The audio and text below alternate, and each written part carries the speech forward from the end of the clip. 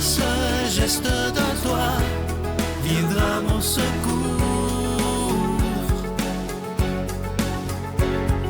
Viens semer dans mon âme le grain de l'amour. Je traverse un désert et je meurs de soif. Montre-moi le mystère qui garde la foi. Bonjour, bienvenue à votre émission La Victoire de l'amour en ce vendredi 25 août. J'espère que vous vous portez bien. On rejoint tout de suite pour sa chronique notre amie Christine Michaud et ce sera notre frère Luc Faneuf qui nous fera un commentaire de l'Évangile.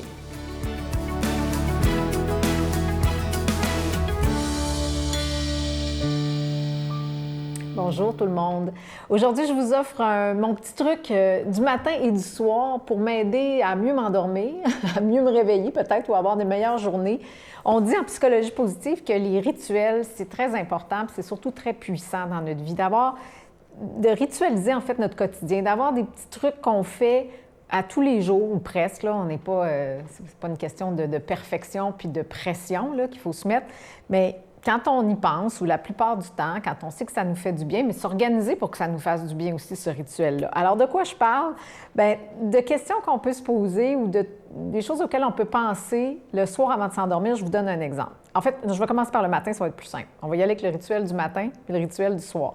Le matin, en se réveillant, qu'est-ce qu'on peut faire? À quoi on peut penser? Parce que sinon, si on ne prévoit pas, ce qui risque d'arriver, c'est qu'on va tout de suite partir dans qu'est-ce que j'ai à faire aujourd'hui, puis on est déjà comme trop en avant. On ne prend pas le temps de bien se réveiller. Alors moi, mon truc pour juste prendre le temps de me réveiller doucement, j'ai 3 questions que je me pose. D'abord, je me demande quel sera mon mot aujourd'hui? Un mot qui est comme une intention. Qu'est-ce que j'ai envie d'être aujourd'hui? Qu'est-ce que j'ai envie de vivre? Fait que peut-être que mon mot, une journée, ça peut être lenteur, parce que je trouve que là, je vais vite là, dans ces jours-là. Ou ça pourrait être joie, parce que je me sens un peu plus triste. On va toujours aller chercher quelque chose pour améliorer notre sort, évidemment, pour se sentir mieux. Ensuite, deuxième question, quelle sera mon action magnétisante du jour? Qu'est-ce que je vais faire qui va me faire du bien aujourd'hui? Une petite action. Et la troisième, un acte d'amour à mettre en œuvre. Mais là, vous pouvez mettre ce que vous voulez. Là, je vous donne les miennes pour vous inspirer. Vous trouverez vos propres questions. Qu'est-ce que vous avez envie de faire? Un acte d'amour, c'est un petit geste de bonté, de bienveillance, de tendresse, peu importe. Et le soir, bien, je me demande, c'est quoi les 3 émotions que j'ai ressenties aujourd'hui? Elles peuvent être positives comme négatives. Ça me fait faire un bilan. Ensuite, qu'est-ce que je laisse aller avec ce jour-là, ce dont je ne veux plus? Là? Peut-être quelque chose qui est arrivé puis que c'était difficile, je laisse aller. Qu'est-ce que j'ai trouvé beau? Ça peut être une autre question que je me pose des fois. Évidemment, j'essaie de terminer avec mes gratitudes. Pourquoi je dis merci? Puis je pourrais faire un retour sur si j'ai identifié un acte d'amour, quelque chose que je voulais faire dans ma journée, un petit acte de bonté, de gentillesse. Bien, est-ce que je l'ai fait? Qu'est-ce que j'ai fait? Peut-être que je n'ai pas fait ça, mais j'ai fait autre chose. Puis sinon, bien, comme je vous dis, ce n'est pas une question de dire « Ah, ben non, là, je ne suis pas correct, je ne l'ai pas fait. » Mais non. De toute façon, je pense que juste de se poser les questions, ça fait qu'on va se mettre en action plus facilement. Alors, si ça vous tente, vous essayerez ces rituels-là. Si ça peut vous faire du bien, tant mieux. Moi, ce qui me fait beaucoup de bien, c'est d'être avec vous via ces chroniques. Alors, je l'ai fait depuis la dernière année, le vendredi matin, comme ça, pour vous, avec vous. Et maintenant, bien, ça se termine, mais je fais juste me déplacer de case horaire. Alors, je vais être dans l'émission du dimanche, en chronique, dans l'émission du dimanche, dorénavant. Où j'étais aussi de temps à autre, peut-être aux 6 semaines. Donc, là, une petite chronique, un peu dans le même style, dans l'émission du dimanche, pour vous offrir tout ce qui peut nous faire du bien. Moi, je pars vraiment de mes expériences personnelles, des fois de l'expertise en psychologie positive, de un peu philosophie de vie, etc. Mais je pense qu'on a besoin d'échanger là-dessus, de partager nos idées. Puis je vous invite d'ailleurs à le faire entre vous. Quand ça vous plaît, le contenu d'une chronique, parlez-en en famille, à vos amis. Alors, merci pour votre attention, puis on se retrouve dans les prochains dimanches. Notre Père qui es aux cieux, que ton nom soit sanctifié, que ton règne vienne, que ta volonté soit faite sur la terre comme au ciel. Donne-nous aujourd'hui notre pain de ce jour. Pardonne-nous nos offenses, comme nous pardonnons aussi à ceux qui nous ont offensés. Et ne nous laisse pas entrer en tentation, mais délivre-nous du mal, car c'est à toi qu'appartiennent le règne, la puissance et la gloire pour les siècles des siècles. Amen. La Victoire de l'amour vous invite à sa retraite spirituelle les 6, 7 et 8 octobre 2023 sous le thème « La justice de Dieu, c'est la miséricorde », en compagnie du Père Michel-Marie, William Beaudoin, Sylvain et l'animation musicale avec Miguel, Jessica Poulain, Lilia Jobin et Alain Martineau. Spectacle musical du Père Michel-Marie le samedi soir à l'hôtel et suite Le Dauphin de Drummondville. Réservé au 514-523-4433 ou sans frais au 1-888-811-92-91. Encore une fois, je vous parle de cette magnifique croix de l'espérance qui est en acier inoxydable, donc elle ne ternira pas, ça vient avec la chaîne. Et l'objectif qu'on a pour le mois d'août, je vous en parle depuis quelques semaines, c'est « Je donne une croix de l'espérance à un être cher et je m'engage à prier pour cette personne dans le secret de mon cœur. » Ça peut être à vos enfants, à vos petits-enfants, à des amis, à votre conjoint, à votre mari, à votre femme, peu importe. Mais on donne une croix de l'espérance. Et je vous rappelle évidemment que c'est avec un don de 25 $. Si vous en voulez deux pour en donner en cadeau, c'est avec un don de 40 $. Je vous donne l'adresse, la Victoire de l'amour, case postale 120, succursale Boucherville à Boucherville, le J4B 5E6. Je vous la redonne, la Victoire de l'amour, case postale 120, succursale Boucherville à Boucherville, le J4B 5E6. Également par téléphone, par carte de crédit du lundi au jeudi, de 8h à 17h dans le 514-523-4433, 523-4433 ou sans frais le 1-888-811-9291, 1-888-811-9291 et aussi sur notre site Internet qui est un moyen très rapide, sécuritaire et efficace de faire votre don, le www.lavictoiredelamour.org.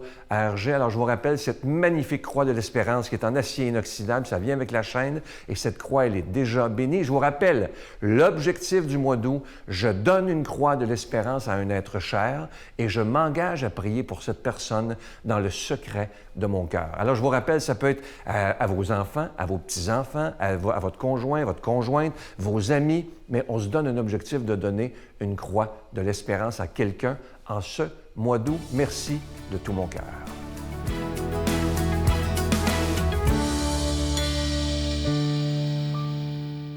Mon Dieu, donnez-moi la sérénité d'accepter les choses que je ne peux changer, le courage de changer les choses que je peux et la sagesse d'en connaître la différence. Amen.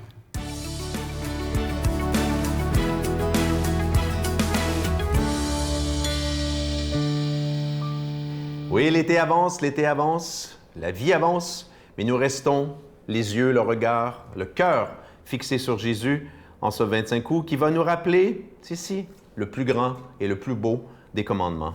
Demandons à l'Esprit Saint qui est ce commandement, le commandement de l'amour, je livre le punch, voilà, de venir littéralement posséder tout notre être afin que nous vivions de cette parole.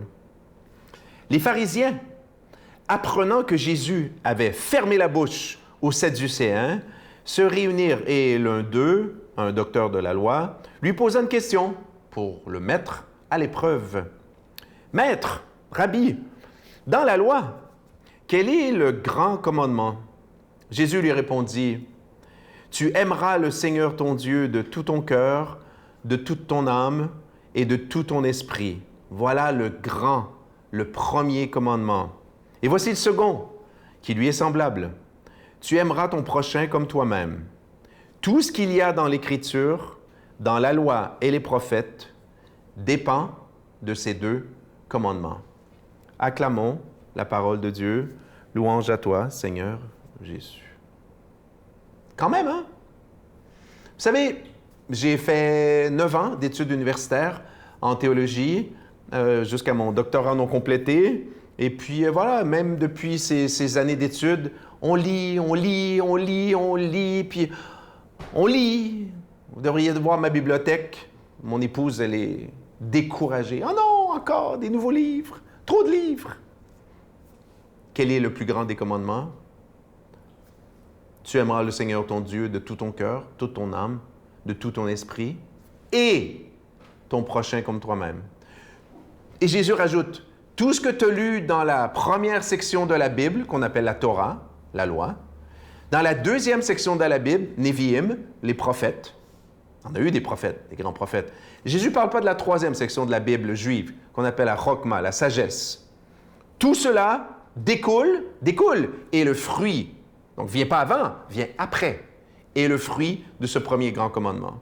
Aimer le Seigneur ton Dieu de tout ton cœur, toute ton âme, tout ton esprit et ton prochain comme toi-même.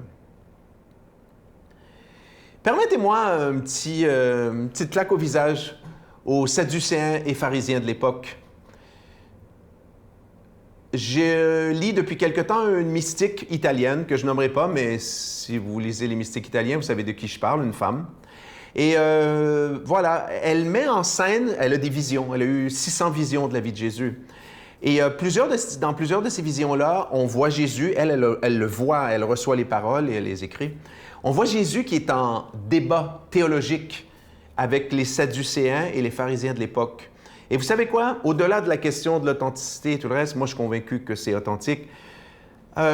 C'est absolument fascinant de voir l'aisance, la facilité, l'extraordinaire compétence qu'avait Jésus dans les débats, moi je dis souvent la blague, les matchs de tennis, les débats théologiques avec les Sadducéens et les pharisiens.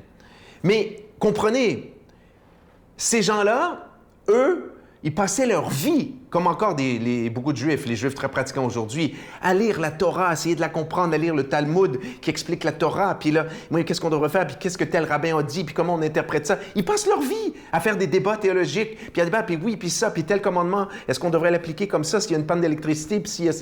C'est sans arrêt. Les 10 commandements donnés par Moïse étaient devenus, à l'époque de Jésus, 613 commandements. 613. Il fallait les respecter pour être considéré un tzaddik, un juste, autrement dit, être sauvé. Et là, tu as ce prophète, nous on dit que c'est le Fils de Dieu, qui arrive et qui leur dit « Fine, vous voulez jouer au tennis? Vous allez voir, je suis plus fort que vous. » Il connaît sa Bible par cœur, à l'endroit, à l'envers. Il réussit toujours à s'en sortir ou à les, excusez-moi l'expression, à les planter, à gagner l'argument. D'accord? Mais quand vient le temps de rappeler l'essentiel, bang, en plein visage. Vous pensez que vous allez vous sauver avec vos 613 commandements, puis vous faites peser, Jésus insiste là-dessus, mettez ça sur les épaules du pauvre peuple. Respectez 613 commandements, sinon Dieu va vous bannir, puis vous allez en enfer. Pas l'enfer, mais tout comme. Non, c'est beaucoup plus simple que ça.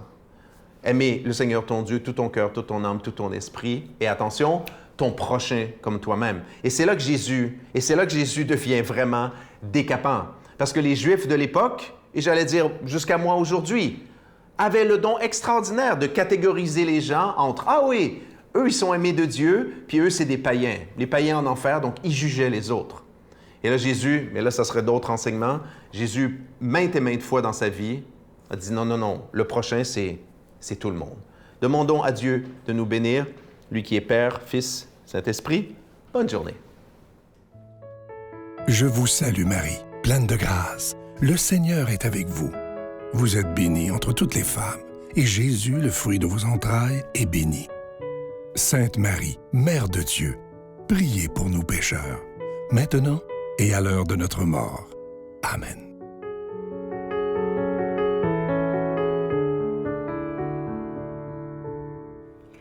En ce mois d'août, le cadeau du mois en échange de vos dons, c'est cette croix en acier inoxydable déjà bénie. Et on vous lance le défi qui va bon train. Merci pour votre participation. On lâche pas. En ce mois d'août, j'offre une croix. Donc, on en profite avec le cadeau du mois pour offrir une croix pour que ce beau signe de l'espérance, ce signe d'amour, ce signe de pardon, ce beau signe de vie se répande. En nos cœurs parce qu'on aura offert une croix. Et ça soutient la mission d'évangélisation de la Victoire de l'amour, annoncer la bonne nouvelle à la télévision. Je la changerais pas, mais pas du tout. Ni mon anorexie, ni mes fausses couches. Parce que tout ce qui m'est arrivé, même que ça a été très dur, ça m'a fait de la peine et tout, j'en suis sortie plus grande et je remercie encore plus la vie. Je déclare l'amour au monde entier. Je veux croire qu'enfin tout a changé. Plus jamais de larmes aux yeux. Plus jamais de guerre, de faim, de misère. Plus jamais d'enfants malheureux.